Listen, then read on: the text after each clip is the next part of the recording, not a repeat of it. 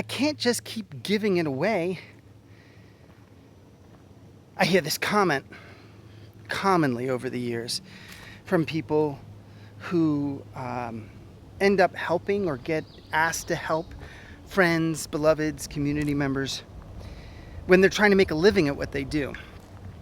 Hi, this is Mark Silver with Heart of Business, and I think we need to bring some nuance to this conversation because there are people out there who say, no, you should never charge people that are close to you.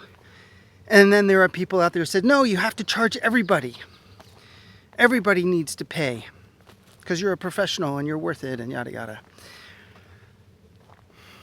And I think that there's some truth in both those statements, but the nuance lies between them.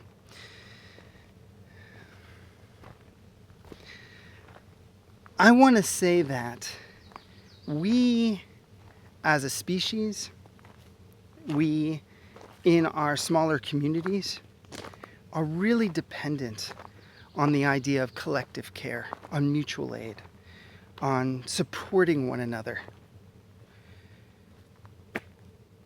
That's how we've survived these hundreds of thousands of years that we've existed on this planet. And it's selfishness and disconnection that creates so much of the damage that we experience. At the same time, you have to pay your rent. You got to pay for groceries. You got to care for your family. Whatever that looks like, because it looks so many different ways.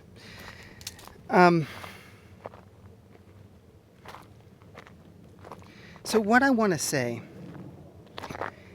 is that you get to decide for yourself how much is too much and how much is not enough. I don't think we can easily answer the question of how much is too much unless we also honor how much is enough. How much am I being asked in my heart to give? So, for instance, maybe your professional services can be used by a nonprofit that you love and you can volunteer for them and help them out. Maybe there are people around you who could use a little help of whatever it is that you do, and you're happy to do that. But you need to also decide how much is enough.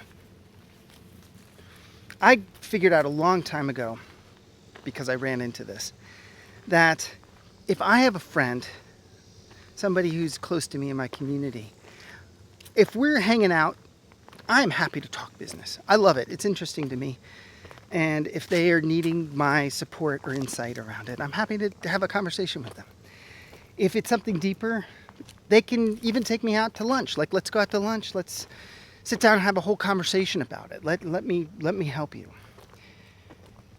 But if they need ongoing support, if it's a kind of thing that one conversation isn't really going to support them, but they need more, then we have the conversation. I say, it looks like you're needing more support. Is that true? Even though you're a friend and my primary commitment is to preserving our relationship as friends and in community, let's talk about what it might look like if you wanted to be my client, if you wanted that kind of ongoing support.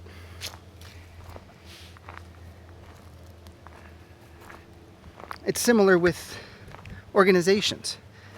There's a local organization here that I love that's involved in regenerative agriculture. And I was happy to have a conversation with the executive director and with other people. And then I volunteered for their fundraising committee. It was something that I was delighted to give to. But I can't volunteer like a whole consulting contract worth of time.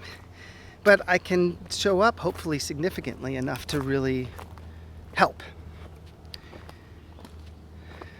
So I think that where people get caught is they start to think about the boundaries of how much is too much giving. And when they start to shut it down to something that might feel better to their heart starts to tug on them. But hold it. What about giving? What about generosity? And I think, whoa, let's not trip. And I think ignoring that tug is the problem, is where things get tangled. But instead, if you start to think about, well, what is my personal policy? What is my personal decision around how much I want to be giving away? Maybe you have a certain number of pro bono slots or low income slots. You know, we have our pay from the heart offers. That's how we do some of our balancing as well. But I don't think you can really answer the question of how much is giving away too much until you answer the question, how much is enough? How much should I be giving away to honor the spirit of generosity in your heart? Curious how this lands. I'm curious what questions you might have and what comes up for you. Blessings to you and your business.